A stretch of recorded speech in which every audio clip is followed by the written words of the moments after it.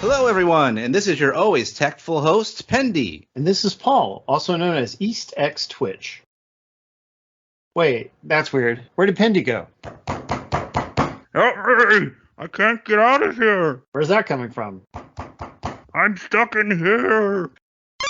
Oh, there you are. What are you doing in there? This little creature called Waraboo trapped me in here. Said I needed to go to Great Log with him. That's odd. I would have thought he would have trapped you in a closet. Hey. No more Tom Cruise jokes here, buddy. I can't make any promises, but I can promise that I'll go ahead and welcome our audience to Tactfully Dai, the Slime Time podcast spinoff that covers just about everything in the world of Dragon Quest, the Adventure of Dai, and the Dragon Quest Tact mobile game. That's right. We'll talk about the latest and greatest with Dragon Quest Tact first. Good. I'm always down to talk some tact. Well, now that the Dragon Quest XI event is done, we are right in the middle of Dragon Quest Monsters Terry's Wonderland event. Yes, we are. This event features young Terry, one of the highest rated support characters in the game. So, being that he's so highly rated, he is very important to get, right? Naturally, I went after him aggressively, and yes, I did manage to get him after a total of 3 paid gem pulls, because they were all from paid gems, because we're all spent out right now, right? Mm-hmm. Well, so I got him, and that's good, but the only thing is, this is one of those units where you want to awaken them for them to be fully useful, right? So I bought another big old stack of gems, and like I've done 9 of the pulls on the stamp card so far without getting a duplicate. So I'm really, really hoping that when I get a little bit more gems, I can do that 10th pull, which is a guaranteed S rank, and actually get him. But it could easily go either way. Were you able to snag him yet? Not yet. I'm not really going after young Terry too hard after just getting Pissarro at 3 hearts and Veronica. So, basically, I think I'm cursed to not have Terry. I wasn't able to get his adult form either. I'm probably going to lay off until the Dragon Quest IX event, to be honest. I hear Corvus is one of the most powerful characters in the game, so I'll probably go after him. Yeah, it's pretty frustrating that they're rushing us all through these super powerful metagame characters in such a short time. Last episode, we discussed whether the international game would ever catch up with the Japanese one. It's obvious that we're getting much closer than before at the expense of players' wallets. I'm scared to even think ahead to Corvus and other must-have units after these past few weeks. I also want to point out, you just said that you got 3 of young Terry, which is really cool. Well, even though I'm like a decently knowledgeable player, like I run the Tact group on Facebook, I read all the posts everyone makes, and I spend a lot of money on this game compared to some people. Like, I never really tend to get more than like one of a banner unit when that banner is actually around. Like, so whenever people tell me they get like 3 or 5 of a paid banner unit, I'm like, that's amazing. I wish that would ever happen to me. And I think that's one reason why the arena is a bit more difficult for me than some people is like, well, yeah, I got the important units, but they're relatively low awakening compared to other people's units. Oh yeah, it can be crazy hard to get those dupes. Like the only two banner characters that I have that are really high up there that I really aggressively went after was when Nocturnus came out. I went after a lot of dupes for him, so I got 3 hearts for him. And same thing with Pissarro.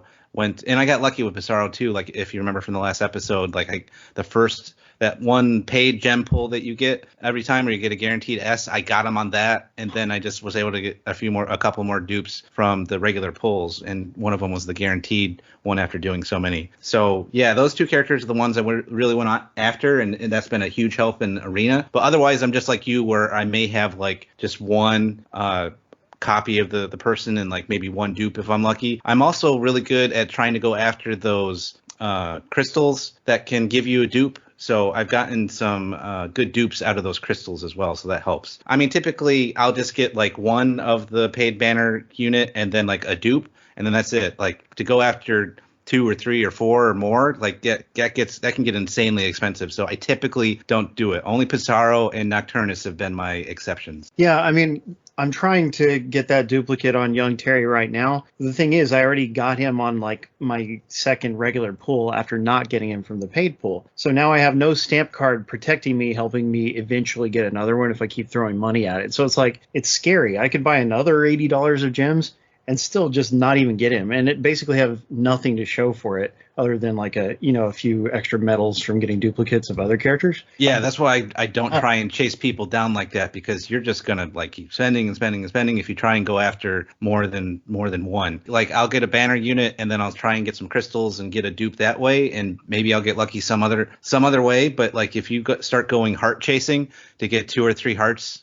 or more, yeah, you could be spending like an insane amount of money, and I don't want to do that. Yeah, I don't know how these other people do it, because I think a lot of people are doing it with free gems, which is like, where'd you get all those free gems when we've had about 1 million must-have units in a row? Like, the game doesn't give us that many gems to be able to do that, especially if your luck doesn't work in your favor. But maybe they just have much better luck than I do. Who knows? And about the crystals for purchasing an awakening, well, those have really slowed down compared to how they used to be. Like, the first year of the game, I would be able to do that much more frequently. Right now, I've got enough to where I could buy just one of one kind of unit, and like I really want to awaken Santa Alina because she gets an extra movement, which makes her like twice as useful. But then I don't have an awakening on young Terry. I don't have an awakening on Pissarro. So it's like there's no simple, easy, right choice. I mean, maybe Pissarro out of those options, but gosh, I just wish they would give us the crystals at the same rate we used to be able to get them. Yeah, it's I know there are some people that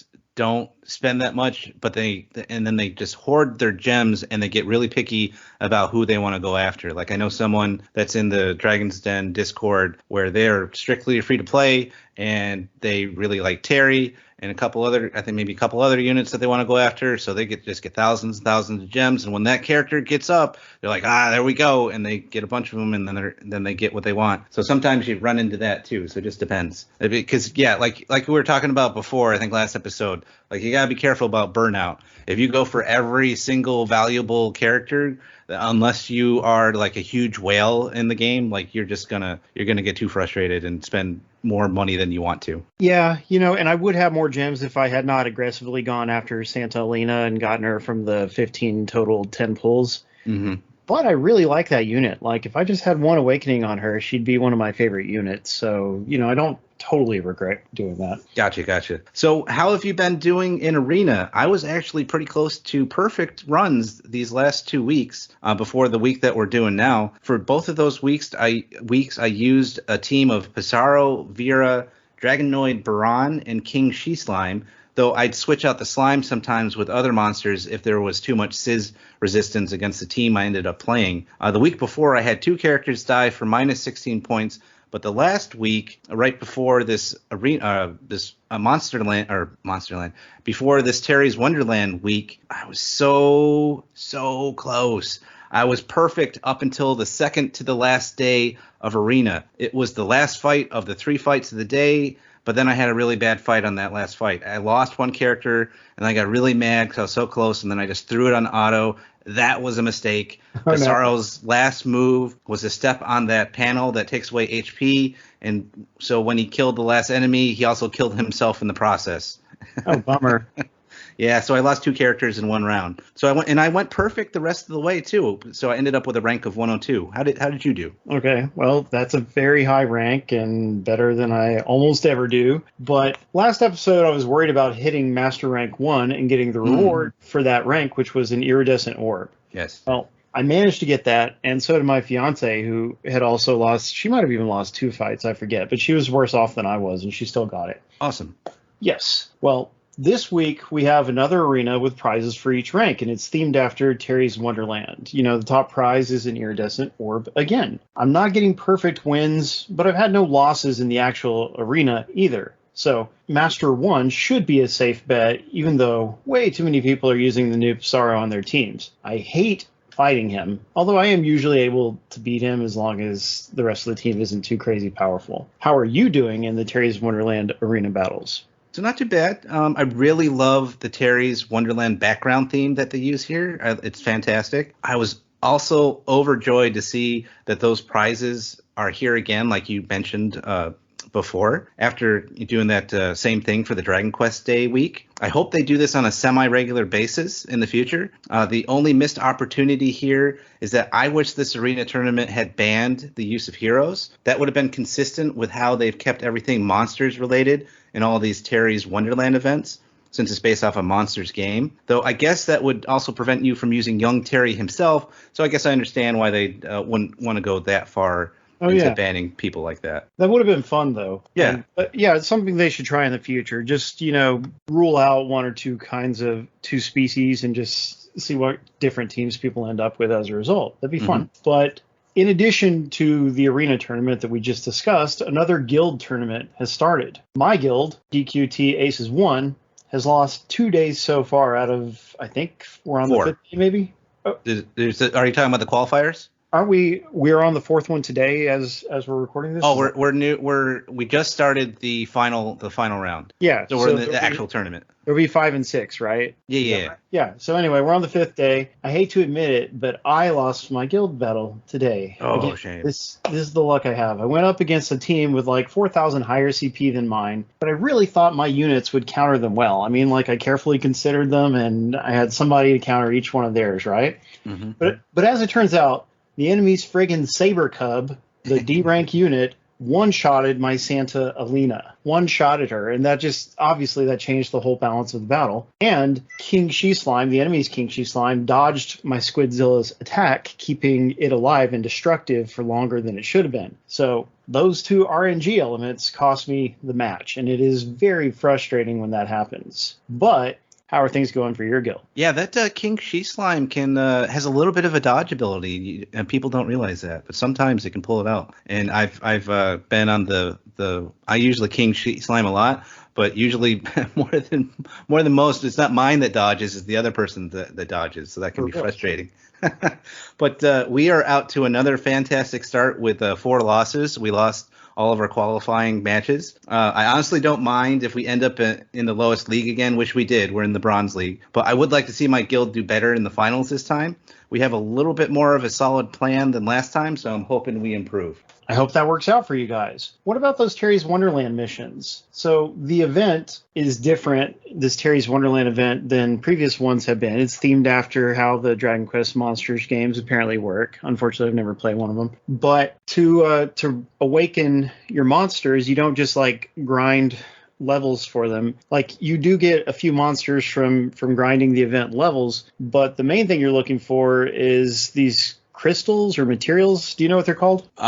They're basically, I don't know what they're called officially, but they're kind of like eggs, and they're kind of like, because in the monsters games, because I've only played a little bit of them, but usually you have 2 monsters that breed with each other, and so these are, I guess, kind of eggs of the different monsters that come together, and they mean, I don't know, something like that. And whatever they do, it's none of my business. But yeah, you can farm stages for the particular eggs or materials, whatever they are. Then when you have enough of them, then you go to the event shop and you just trade them in, and then you get like one of that unit as if you had found it from playing a level. So for instance, for the event's A rank unit, the giant muddy hand, is that what he's called? Something like that. Yeah, you have to get 4 of these regular muddy hand materials, and then you can trade them for 1 of the giant muddy hand. So, and for other enemies, you have to get 1 of 2 different kinds of materials. So you have to farm like 2 different stages to get one of that unit. So it sounds fun in theory. Like I like that it's representing how the real game works. However, it does seem to mean that you have to grind more than normal to get the same number of duplicates. Yeah, it seems like it might be that way. And I was looking at the game. They call it Might. So it'd be like Green Dragon Might, whatever that is. Because, like I said, originally in the first Dragon Quest Monsters game, which this remake is based off of, you would take 2 of your monsters and they would go and basically mate, and then you would never see them again. You'd have the baby that would be your new monster. Oh. But I don't know if they changed it up for the remake or if they just used a different way of synthesis that has been used in other monster games. You never see those monsters again, you mentioned. Do you think it's because they actually kill each other off while they're like what's that bug that does that? Praying mantis? Praying mantis style. Yeah, or the octopus. If you look up what octopi do with each other, it's not pretty. Oh no, I did not know that. I missed that National Geographic special, I guess. Yeah, the female octopus mutilates the male octopus, so he can only go a certain number of times in his lifetime, and then that's it for him. Poor guy. Oh, poor guy. But I do like it when they do these unique stages like this that are based off like original game mechanics of whatever game they're doing. I think to me it adds some enjoyment to the game. Yeah. And I also like these they call it the Orchestra Starry Night Tournament. I like that event in this game as well, where it's split up into different tournaments based off of each monster family. I've done really well there. I now have pretty good monsters in all the families, so I was able to get all of the monster medals, even from the EX stages. I only struggled with the demon family at first, but then I leveled up my archdemon, and I was good to go, and I was able to get that one too. Well, that's really impressive. I haven't had much time to dedicate to it. So, like, I've gone through nature, mystery, and was it undead, I think, but I haven't done all of them. Because, like, over the summer, I'm teaching summer school, and also it's, like, kind of a busy game release season. So, like, the last 2 weeks, I've been, like, heavily writing about and dealing with the new Ninja Turtle Shredder's Revenge game, which is awesome. But anyway. Well, I got a pre-order for mine. Awesome. So I do look forward to finishing off that stuff and getting all the medals. Like, if you can do it, I hope that I can do it too. I hope. Well, that's awesome. Well, Pendy, have you seen the new roadmap they just released the other day? Have I? A new rank 8, a numbering event that is probably Dragon Quest 9, the year and a half anniversary. I mean, there's some big stuff coming our way. What do you think? Is your body ready for this? I know mine is. Well, like I said, I don't like how the game is basically hitting us up for money too frequently compared to the previous pace that we had. But as far as like just the new content, not thinking about that aspect of it, yeah, we've got very soon after this recording, there will be new story mode hard stages, which is like I'm really interested in seeing exactly how those work, because don't we? I mean, what's that going to be? Oh, you know what that's going to be? I'm guessing because they have a picture of the new material that you need for rank 8. Because there's a new crystal. Because we have right now like the family specific crystals. Yeah. And I think that's a rainbow crystal, which is going to be used for anybody that wants to get up to rank 8, in addition to other stuff, of course, like they always do. So I think those new hard mode missions are going to have a chance to farm those, and it probably has a rare drop like the family crystals do. Interesting. Well, yeah, I mean, in concept, I'm down for it and being able to take our monsters to even higher ranks. However, I did notice in our Tact Facebook group, there's been a decent amount of negativity about this. I think people are fearfully anticipating that it will be really hard to get this stuff, so it will actually be unpleasant to go after them. And it really well could be. I mean, sometimes that's how the new stuff in this game works. So I'm a little scared of that too, but I want to be optimistic and hope that it will be cool. I'm just glad it's not going to require another iridescent orb, and that's good with me. It's something that at least can be farmed, even if it's a rare drop. For real. I mean, they've been a little more generous with iridescent orbs lately, thanks to these arena tournaments, but still, they can only go so far. Yeah, and like you said, we have the new DQ numbering event coming up. I do not know why they call them that, because that is not intuitive in English, so they really should get a native English speaker to help them pick better names. Maybe. I think it's because technically they're doing what they did in Japan, where it's like, oh, it's going to be some kind of numbered game from the main series, but we're not going to necessarily tell you what it is. It's going to be a little bit of a surprise, but because the Japanese version is ahead of us, like we know it's coming based off of what we see in Japan. So that's why we know it's probably 9. We know that, but also I think numbered event would sound more natural and communicate better what they're trying to say. I agree. Yeah, there might be some kind of grammatical thing that's correct that we don't know about it. But you're the professor of the two of us, so I'm going to go with you. Yeah. So I think they just need, whoever is picking these things, they need somebody to speak up and help them pick better names sometimes. But anyway, besides that, in early July we have the 1.5 year anniversary event. These anniversary events are always really great. Like you're gonna for sure get some free S rank unit, probably a highly desirable one. That's cool. And then there's also going to be a bunch of expensive paid stuff that at least that feels worth it. Like when we had the Dragon Quest Day event, we had those paid banners, and they were worth it. You were happy with what you got. I was happy with what I got, and yeah, I mean, I spent $80 or $120 on it or whatever, but I got super cool stuff compared to like the normal paid banner where you probably won't even get the unit, you know? So we've got another event like that coming up, and people have said that the special banners for it are going to be like 1 or 2 days long. I forget which one, and each banner has a high chance of getting 2 highly desirable units, you know? So like you can get Seraphy, you can get Gem Slime, I think, and several others. But you got to, you know, you will have to get the gems, and they may be paid or free, I don't know. But you'll have to get those gems and pull on them while they're around. So yeah, at this point, we want to be saving up some gems, which again is hard to do when they won't stop throwing the high priority units at us. I think Corvus, I've heard Corvus is pretty broken when it comes to being a powerful monster you can use in Arena. But besides that, I think that might be it before the 1.5 anniversary. We'll see. Good, I hope so. Now then, before we get into the die portion of the show, it's time for the Tact Tip of the Day. Tip of the day. Did you know you can modify the team you have on your home screen for Tact? It doesn't have to be whatever team you're currently playing with. That's right, tacticians. If you go to the menu, then player info, there's an option for edit home screen display. Then you can load any team you want. That's actually how Pendy comes up with our podcast logos and his Christmas cards. Oh, that's amazing. That was our Tact Tip of the Day. Tip of the day. Now let's get into some die. Every week, we're going to review 2 episodes from the newest Dragon Quest, The Adventure of Dai anime, which is currently available to view on Crunchyroll. In the future, we will also do reviews of the manga, upcoming Dai console news, and maybe even a little bit about the merchandise as well. So we'll first get into episode 7, which is called Mam's Turmoil. In this episode, the team of Mam, Pop, and Dai defeat Legion Commander Crocodine, and Mam decides to join Dai and Pop in their future adventures. So, of course, it's revealed that Mam shooting Dai in the last episode was a positive.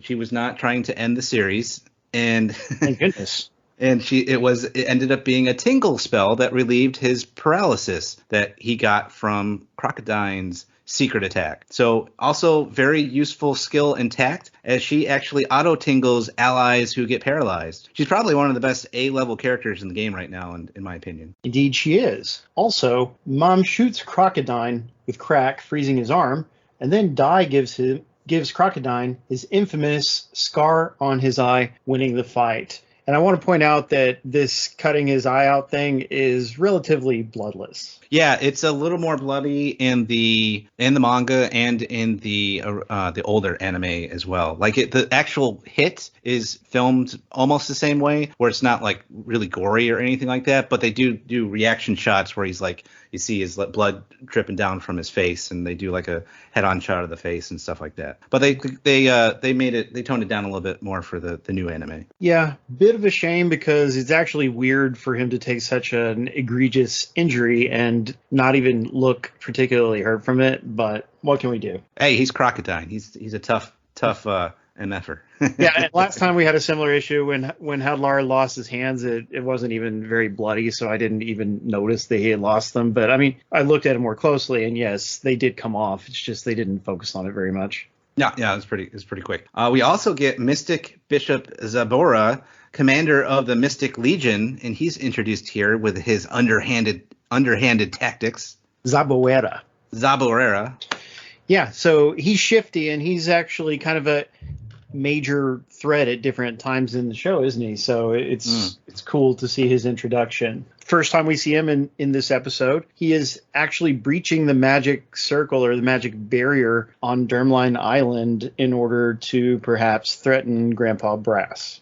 Wait, is that the first time we see him, or was it the first time he was talking to Crocodine? No, I think it was. The first time we see him is actually when he shows up on Dermline Island, and then after, because he basically, that's when he gets Brass at that point, and then he goes to Crocodine and be like, hey, I got this plan now that he has Brass. Yeah, that makes sense. And Zaboera is a really good schemer. Things don't always work out the way he hoped, but they always could have very easily. Yeah. And I like that it's cool that in this episode it's revealed that Mam's mother, Lyra, and her husband were actually party members with Yvonne back in the day. Yeah. She was a priest and her husband was a warrior. And when they show the flashback picture, they are dressed like a priest and warrior class from Dragon Quest III. They do the same thing in the old anime, but the color scheme is a little off. Like, for example, the warrior costume that the husband is wearing is kind of like this tan brown kind of number. But in the new anime, the color scheme is more like the official art from the game, where it's like more of a pink color, and then like the priest is more like the blues and the yellows that you would expect from the game as well. I hope we get the Avon prequel manga over here because that will dive into, or that does dive into the background that is touched upon here. That sounds cool. And yeah, any Dai manga we can get, that would be awesome. And in this episode, we get a little hint that Pop has softened on Mom after she explains the training that she had with Avon. So, of course, they have that shared history of having trained under him, and this causes him to change his feelings. Then throughout the episode, we see him actually developing romantic feelings for her, and Dai teases him for it, which is really fun. Oh yeah, he starts calling him out on it and pisses Pop off, and it's great. He's like, I know it. I see this. What are you doing there? You're ridiculous. And he's like, why are you giving me crap? Yeah, and Pop is that traditional type of anime guy character where he's not really in touch with his feelings, or at least he's openly in denial about them, despite whatever the truth may be. And we've seen that in other ways that didn't involve romantic things too. Mm-hmm. And like in this episode, we'll see where they've actually toned down a lot of the sexual humor that was in the older anime. Like in the old, and they do that a lot. And this, and it makes sense because this is technically like a kid's cartoon. So it was when I first watched the older anime, I was like, oh my god, they're doing this in a kid's cartoon. But then I realized, yeah, different culture and all that. But they've toned it down. So like for example, in the old anime, Pop gets distracted and falls down off a cliff that he's climbing, because he looks down to get his footing, and then he sees Mam's cleavage. Goodness. And they also do a Puff Puff joke as Dai asks Mam what it means, and Pop gets beat up by Mam for saying such a phrase around Dai. And this is actually, and what's funny is that this is not from the manga. This is actually all new material. None of that was in the manga at all. They made that just for the anime. I guess they were like, hey, let's put in some more sexual humor, even more than the manga. Both of those parts sound really fun and kind of in line with the humor that the games have sometimes, because, obviously the games have Puff Puffs as a running joke throughout the series. But also, yeah, it's a show that kids can enjoy, but I think especially in the 80s, the attitude was that they would put in some raunchy humor for adults to enjoy in addition to the kids, and nobody minded because they were just that cool back then. Yeah, and like you said, like a Puff Puff is like a direct reference to Dragon Quest, which is hilarious that they actually put that in there. So I thought that was funny, because that was, like I said, wasn't even in the manga. They're like, hey, let's throw in a Puff Puff reference because that'll be fun. Yeah, and obviously, I mean, a show like this, even if they weren't trying to be a little family friendlier in this version, they're never going to have a character get a Puff Puff. But yeah, like even just bringing it up, I mean, that's plenty good enough fan service for people who play the games. Mm-hmm, mm-hmm. So then Zabuera presents a mysterious plan to Crocodine to win against Dai. He's suggesting that he should do a dirty trick. And this goes against Crocodine's grain because Crocodine has been shown to be somewhat of an honorable character, even though he is working for the bad guys. But Zabuera pressures him into it. He convinces him that, look, if you don't win, you're going to lose your standing. You won't get to be the commander of the Beast King or the Furfang Legion anymore, And unfortunately, that is enough to tip him in that direction and get him to go along with the plan. Yep, he manipulates him into his evil plan. Darn it. Yep. But so at the end of this episode, Mam decides to join Pop and Dai on their adventures. The villagers and Mam's mom actually encourages her to do this, and they support her in this decision. They say, hey, we know you want to go, so go ahead and do it. Because, this is something that her mom did back when she was younger, so she's fine with having her do the same thing as well. Yeah, and that was a really fun ending to the episode. It was quite good. Now then, we move on to episode 8, Furfang Full Assault. In this episode, our heroes reach Romo's castle, and the castle and the town get attacked by the Furfang Legion. Oh yeah, and when they get to the castle, the guard there is like, "Go home! The king is already asleep. Come back tomorrow." Which is classic lines of dialogue from Dragon Quest games, where oftentimes the castles are closed at night when they started introducing the night element, starting with 3. And I thought that was great. It was like, oh, it's just like a Dragon Quest game where you're trying to get in the castle and the guard's like, nope, king's asleep. Come back tomorrow. Sorry for your luck. Yeah, and it's believable too, and it's even kind of funny the way the guard reacts when Pop tries to convince the guard that he should let him in because the king knows him anyway. He's like, man, we're somebody important. Come on. And then he's like, nope. I don't believe you. So then the team retires to an inn instead. What did you think of the inn where they're staying? Oh yeah, I loved how the sign for the inn was clearly influenced by the traditional inn sign sometimes used in the games. So it's in the anime, it's a bed with a purple background, and it even has a little flourish at the top of it that you'll see in some of the Dragon Quest inn signs that the games also have. And the innkeeper talks about it being quite late to be out, which innkeepers in the games would also sometimes say when you would get there at night. So I thought that was cool. Like some of the inn signs in Dragon Quest game is just like they spell it INN, and that's like the most of it, or that's all of it. But they also use that design with the bed and the purple background. So I thought that was cool. It was right out of a Dragon Quest design. Right on. And when they get to this inn, they discover that the fake hero party is staying there as well. Yeah, it's always a treat to see these fake heroes, because even though they were a threat right at first, after that they're used more for comedic effect or just to flesh out the story. So the fake hero party members have to explain that they are trying to become real heroes. They're a little more on the up and up than they used to be, although they're still basically doing very similar things to what they were doing before. Yeah, and like in the old anime, they actually use this kind of cutesy animation to actually show these things that they're explaining, these questionable actions, how they're picking on low-level slimes or they're raiding an abandoned castle for treasure chest. It's really entertaining. It's one of these things where I actually liked how the old anime played it as opposed to the new anime, where they're just kind of sitting there talking. Whereas in the old anime, they actually show this in a comedic way, which is great. Yeah, that sounds really amusing. Although even when they're just sit there talking, they're like making these kind of like relieved and very casual expressions and stuff. So it's still a fun moment, but that is even more fun what you're describing. Yeah, and Ma'am and the fake hero priest are also more appropriately dressed here in this episode when they are woken up in the inn compared to the old anime and the manga. Because in the old anime, like Ma'am's just running around in her underwear, and the priest, she's got like this like sexy nightgown thing going on. So they toned them down for the new anime where they didn't do that. I fail to see how that is any more appropriate, but okay. So then the castle gets attacked. Dai rushes off on his own. Mom wants Pop to come along, but Pop shows his cowardice once again. He refuses to go help, and he's justifying it to her and to himself, saying that, like, hey, I don't want to get killed. And you know what? Dai is the reason the Dark Army's even here. So which is true. Yeah, and I mean, it's true, but it's a really jerky way of looking at things. And, Mom points out he's dishonoring his friend by doing that. Aren't you supposed to be a student of Avantu? Clearly Pop still needs to grow, which hopefully will happen very soon. Yeah, and I love to see in this episode how Crocodine is kind of standing there as the enemy kind of pours into the field and goes towards the castle, and then he's picked up into battle by his Garuda. It's a fun image seeing him carried off by that Dragon Quest monster into battle with his army. Oh yeah, it's always really cool how they incorporate the regular monsters in creative ways, or just whichever monsters they choose to use. So yeah, that was definitely fun to watch. Oh yeah, it's great. And then there's this scene in the old anime where a poor guard is being attacked by these very evil looking blue slimes. Oh wow.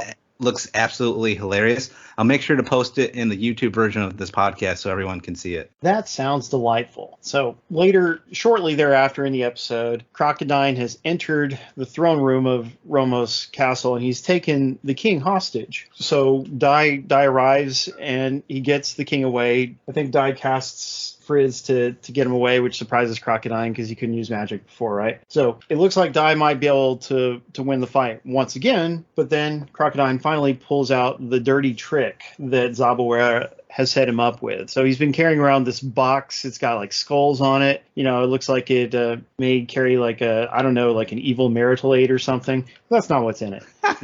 He crushes it. It turns out there's a magic cylinder inside, not a pretty gold one, but like a black evil looking one magic cylinder for real. And he then casts Gush by opening it, and who comes out but Grandpa Brass? And why is Grandpa Brass in there, and why is he using him now? Well, Zabuera has taken Grandpa Brass off the island, right? Which removed him from the protection of Avon's magic circle. Therefore, Grandpa Brass is now under the control of the Dark Army.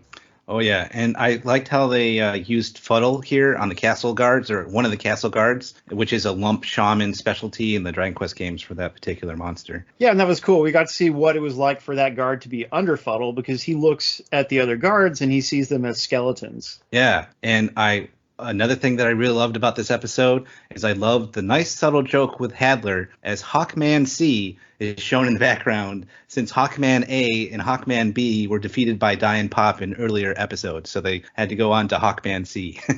So they were. And yeah, Hadlar isn't there at Romo's castle, but we see him in his lair and he's being updated was he being updated by a High Hydra, I think, that worked for Zabuera? So yeah, fun little moment. And by the way, also, we learned the name of that monster. It's High Hydra. Clever name.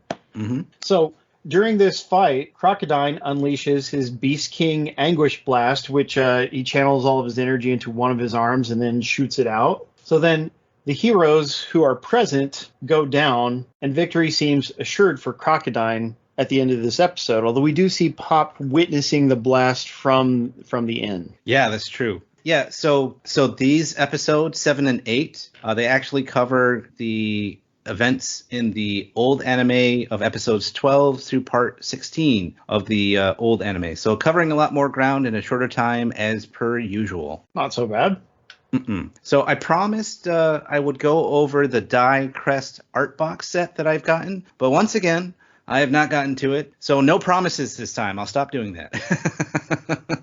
Next episode. No, I'm not going to promise that this time. I'll get to it when I get to it. I will give everyone a nice review of the set once I get to it, though. Eventually, someday, maybe. But no, I will get to it, I promise, and I will review it here once that happens. That's okay, dude. Just keep updating us until you finally get to it next year. That's the show's best new feature. So the last item of the show is that I will give everyone a preview of what else we have planned. And of course, I will not give you a date because that never works. We will do standalone episodes to review the manga books. For each book, we plan to do a roundtable discussion with a couple of guests. I also plan to buy the second book, which I don't own yet. Yeah, for the first book, we already have a couple of guests lined up, so you can all look forward to that in the near future. Exciting stuff. That's all for this episode of Slime Time Tactfully Die. If you want to prepare for the next episode, be sure to watch episodes 9 and 10 of The Adventure of Dai on Crunchyroll. We don't use Patreon. If you do have any money that is just completely strashing in your wallet, pouch, bottomless bag, treasure chest, pot, barrel, safe, or even searchable wall sack, and you would like to donate anything to a website that's been supporting Dragon Quest fans for over 20 years, stop by the Dragon's Den at www.woodis.com/den and click on Support This Site. Woodis has owned and maintained the Dragon's Den DQ fan site for decades. He personally edits every YouTube version of our podcast, and he fully appreciates any donations to help keep the servers running. The Dragon's Den website also features an Amazon affiliate link. If you click the link and then make a purchase, a small fraction of the sale will go to support the Den. It doesn't cost you anything, and it makes you look hotter to all the chicks and dudes. Indeed. As part of the Slime Time Extended Universe, or STEW, you can direct comments or questions for the podcast on Twitter and Instagram at DQ Slime Time. And you can follow me on Twitch at twitch.tv/EastXTwitch. Come watch me play a variety of games every Saturday, kids. Getting back to Dragon Quest, consider joining in tons of Dragon Quest discussions at the Dragon's Den forums, one of the longest running forums on the internet. Find it from the Dragon's Den main page at woodis.com/forums. You can also find us and other rabid Dragon Quest fans through the Dragon Questers and Dragon Quest Tact Global Facebook groups. We'd love to see you there. Or come hang out with us and tons of other hardcore Dragon Quest fans on the officially unofficial Dragon's Den Discord server. We'd like to thank everyone that made this possible, including Pendy, Woodis, the Dragon's Den, and comic book artist Tim Sale. May he rest in peace. R.I.P. And a special thanks to Platty for helping me out with our rotating podcast logo. Thanks a bunch, Platty. Everybody else, please like, subscribe, and write a review for this podcast. For more Dragon Quest Slime Time, check out our library of episodes on Dragon's Den, Anchor.fm, Apple Podcasts, Audible, YouTube, and more. See you later, everybody. Don't hate, appreciate. Time to zoom on out of here.